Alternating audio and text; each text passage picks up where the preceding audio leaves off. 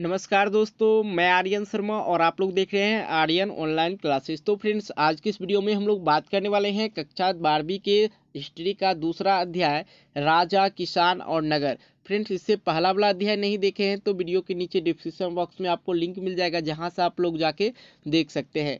दूसरा अध्याय में हम लोग कवर करने वाले हैं इनके सभी महत्वपूर्ण ऑब्जेक्टिव प्रश्न को। इससे पहले भी हमने पहला अध्याय में सभी ऑब्जेक्टिव प्रश्न को कवर किया है। फ्रेंड्स, पता होगा आप लोग को हिस्ट्री का जो एग्जाम होता है 100 मार्क्स का होता है, जिसमें आप लोग को 50% ऑब्जेक्टिव मतलब 50 नंबर का ऑब्जेक्टिव और 50% सब्जेक्टिव मतलब क्या 50 नंबर का सब्जेक्टिव प्रश्न पूछे जाते हैं। तो फ्रेंड्स, विशेष और अच्छी तैयारी करने के लिए आप लोग को क्या करना होगा, आपको चैप्टर वाइज ऑब्जेक्टिव लर्न करना होगा, याद करना होगा, ताकि आपके बोर्ड एग्जाम में अच्छे मार्क्स आ सके। इसलिए हम आपको जो है चैप्टर वाइज ऑब्जेक्टिव प्रोवाइड कर रहे हैं, वो भी महत्वपूर्ण। ठीक है, तो फ्रेंड्स चलिए हम लोग वीडियो स्टार्ट कर लेते हैं। यहाँ पे सबसे पहला नंबर क्वेश्चन है, भारत का नेपोलियन किस शासक को कहा जाता है? पहला ऑप्शन है अशोक, दूसरा ऑप्शन है समुद्रगुप्त और तीसरा ऑप्शन है अकबर और चौथा डी जो ऑप्शन है चंद्रगुप्त मौर्य। तो फ्रेंड्स, अब आप अपने मन में ये सोचिए कि इसका आंसर क्या होगा। यदि आप लोग जानते होंगे तो आप हमें कमेंट बॉक्स करके ज़रूर बताएंगे, कमेंट में जाके कि सर हम 20 प्रश्न आज इस वीडियो में हम लोग बताएंगे और 20 प्रश्न में आप लोग कितने प्रश्न का आंसर जानते हैं, देखेंगे कि आपका तैयारी कैसा है। इसलिए आप हमें कमेंट जरूर करेंगे। इसका जो राइट आंसर हो जाएगा बी हो जाएगा समुद्रगुप्त। अगला प्रश्न, दूसरा नंबर आपके डिस्प्ले पे दिखाई पड़ रहा है, तक्षशिला किस राज्य में स्थित है? तक्षशिला किस राज्य में स्थित है?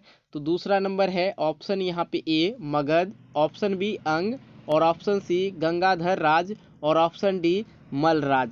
इसका जो राइट आंसर हो जाएगा सी हो जाएगा गंगाधर राज। अगला प्रश्न, तीसरा नंबर है कालिदास किसके समकालीन थे? कालिदास किसके समकालीन थे?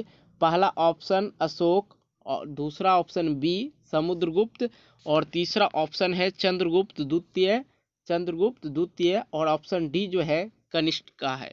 तो फ्रेंड्स, इसका जो राइट आंसर हो जाएगा, तीसरा नंबर का राइट आंसर हो जाएगा सी चंद्रगुप्त द्वितीय। इसका आंसर चंद्रगुप्त द्वितीय आप लोग याद रखेंगे।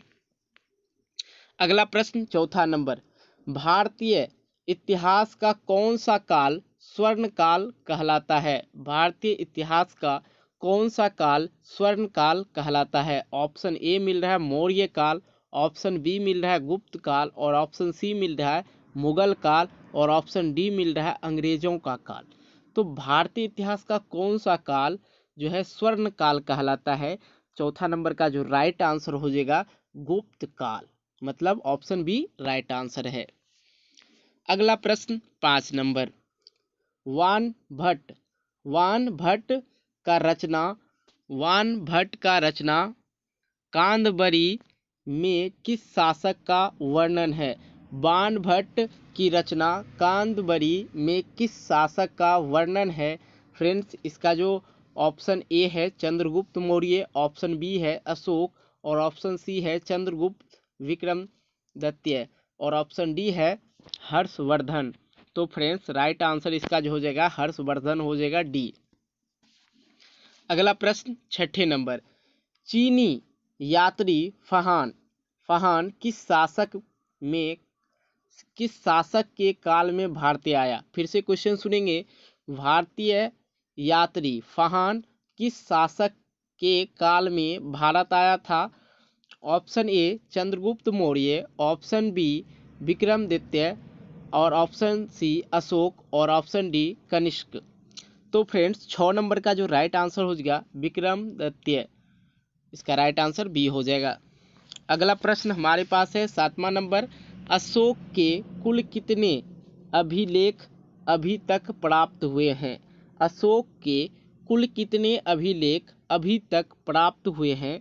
7वां नंबर का जो राइट आंसर, सबसे पहले हम आपको ऑप्शन बता देते हैं। ऑप्शन ए 35, ऑप्शन बी 30 और ऑप्शन सी 40 और ऑप्शन डी 44। फ्रेंड्स, 7वां नंबर का जो राइट आंसर हो जाएगा वो हो जाएगा डी 44। अगला प्रश्न हमारे पास है 8 नंबर, भारत की सबसे प्राचीनतम लिपि थी? भारत की सबसे प्राचीनतम लिपि थी? तो फ्रेंड्स इसका जो ऑप्शन ए है Aramaic, option A Aramaic, option B Brahmi, option C प्राकृतिक, ऑप्शन डी पाली। इसका जो राइट आंसर हो जाएगा बी हो जाएगा ब्राह्मी। अगला प्रश्न हम लोग चलते हैं 9 नंबर, और 9 नंबर में कह रहा है यहाँ पे कलिंग युद्ध का वर्णन किस अभिलेख में किया गया है? कलिंग युद्ध का वर्णन किस अभिलेख में किया गया है? ऑप्शन ए 10वें शिलालेख में, ऑप्शन बी 11वें शिलालेख में, और ऑप्शन सी 12वें शिलालेख में, और ऑप्शन डी 13वें शिलालेख में। इसका जो राइट आंसर हो जाएगा डी हो जाएगा 13वें शिलालेख में। अगला प्रश्न हमारे पास है 10वां नंबर, पाटलिपुत्र को किस राजा ने सर्वप्रथम अपनी राजधानी बनाई?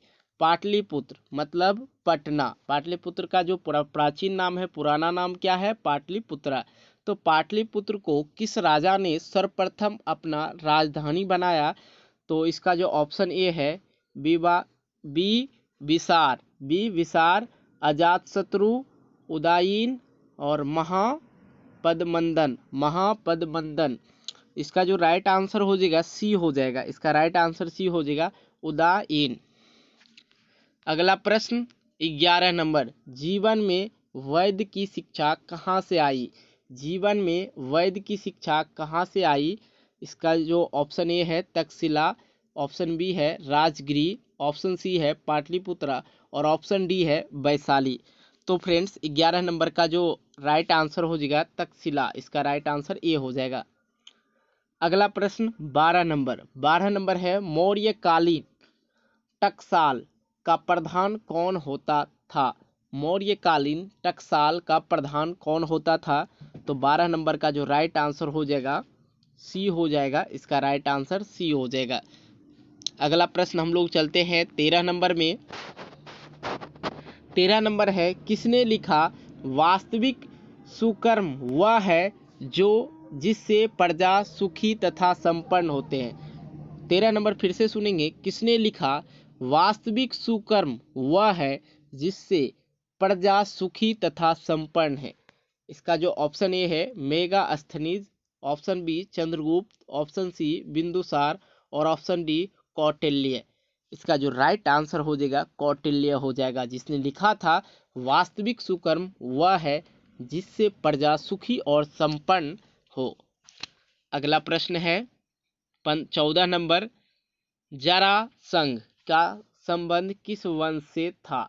जरासंध का संबंध किस वंश से था? ऑप्शन ए है हर्यक वंश, और ऑप्शन बी है विरहद्रथ वंश, और ऑप्शन सी है नंद वंश, और ऑप्शन डी है मौर्य वंश। इसका जो 14 नंबर का राइट आंसर हो जाएगा विहर्द वंश। इसका राइट आंसर सी हो जाएगा, विहर्द वंश। अगला प्रश्न 15 नंबर, शक संवत की शुरुआत कब से मानी जाती है? तो 15 नंबर का जो राइट आंसर, सॉरी इससे पहले हम आपको ऑप्शन बताते हैं क्योंकि कुछ बच्चे बोला कि सर ऑप्शन के साथ बताइए। ऑप्शन ए 82, ऑप्शन बी जो है 78 है, और ऑप्शन सी जो है 76 है, और ऑप्शन डी जो है 72 है। इसका जो राइट आंसर हो जाएगा बी हो जाएगा 78। अगला प्रश्न हमारे पास है 16 नंबर, विश्व में पाए जाने वाली पहली धातु।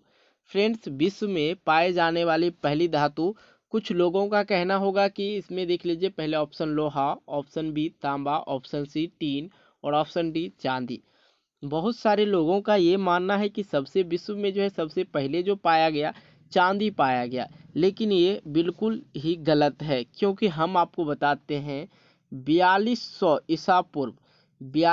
ईसा पूर्व में है जो सबसे पहले तांबा पाया गया था। इसका जो राइट आंसर हो जाएगा तांबा हो जाएगा। और आप लोग के मन में जो भी आ रहा है कि विश्व में पाई जाने वाली कौन सी धातु है, कोई और धातु हो, तो आप हमें कमेंट करके ज़रूर बताएंगे। अगला प्रश्न 17 नंबर, लेकिन कंफर्म जो हम आपको बता रहे हैं वो जो होगा तांबा ही होगा, ठीक है। 17 नंबर है चंद्रगुप्त की मृत्यु कहाँ हुई थी। अब देखिए चंद्रगुप्त की मृत्यु कहाँ हुई थी। Option A Pataliputra, option B Takshashila और ऑप्शन डी जो है सरवनबेलागोला और ऑप्शन डी है उज्जैनी। ऑप्शन डी है उज्जैनी। तो फ्रेंड्स इसका जो राइट आंसर हो जाएगा सी हो जाएगा सरवनबेलगोला। अगला प्रश्न 18 नंबर, मेगास्थनीज किस यूनानी शासक के राजदूत के रूप में पाटलिपुत्र आए थे। मतलब मेगास्थनीज किस यूनानी शासक के राजदूत के रूप में पाटलिपुत्र आए थे। Option A Sikandar, option B Philip, option C Seleucus और ऑप्शन डी है डिमेस्ट्रियस। देखिए हिस्ट्री की बात करें नाम आपको बहुत अजीब अजीब मिल सकता है, थोड़ा सा उसमें पढ़ने में थोड़ा दिक्कत हो जाता है। ठीक है, तो और इसका जो राइट आंसर हो जाएगा 18 नंबर का सी हो जाएगा सेल्यूकस। अगला प्रश्न 19 नंबर जो कि बहुत ही ज़्यादा महत्वपूर्ण है, पाटलिपुत्र नगर की स्थापना किस नदी के संगम पर हुई थी। पाटलिपुत्र नगर की निगम स्थापना किस नदी के संगम पर हुई थी। तो फ्रेंड्स इसको याद करने की कोई जबरदस्ती नहीं है, बस आपको एक बार बताता हूँ याद हो जाएगा। देखिए पाटलिपुत्र किस नदी के किनारे बसा हुआ पटना, तो कहेंगे गंगा और सोन। तो इसका राइट आंसर क्या हो जाएगा गंगा और सोन। अगला प्रश्न हम लोग देखते हैं 20वां नंबर, इंडिका के लेखक कौन है। इंडिका के लेखक कौन है। Option A Kautilya, option B Megasthenes, option C Banabhatta और ऑप्शन डी हिरेसेन। जो 20 नंबर का जो राइट आंसर हो जाएगा मेगास्थनीज। इसका राइट क्या आंसर हो जाएगा मेगास्थनीज बी। तो फ्रेंड्स आज की इस वीडियो में हम लोग टोटल 20 ऑब्जेक्टिव प्रश्न देखे जो कि आपके बोर्ड एग्जाम के लिए बहुत ही ज़्यादा महत्वपूर्ण है। तो फ्रेंड्स इस 20 प्रश्न में आप लोग कितने प्रश्न का आंसर जानते थे, आप हमें कमेंट बॉक्स में कमेंट करके ज़रूर बताएंगे। फ्रेंड्स यदि आप लोग चाहते हैं कि चैप्टर वाइज ऑब्जेक्टिव प्रश्न आप लोग को सभी सब्जेक्ट का मिलते रहे तो चैनल को अभी ही सब्सक्राइब कर लेना है और वीडियो को लाइक कर देना है, क्योंकि आपका एक लाइक मुझे मोटिवेट करता है एक नए वीडियो बनाने के लिए। इसलिए मेरे भाई वीडियो को ज़रूर लाइक करें और चैनल पे नए हो चैनल को सब्सक्राइब ज़रूर कर लें। तो फ्रेंड्स मिलते एक नई वीडियो को लेके, तब तक के लिए बाय बाय, जय हिंद जय भारत।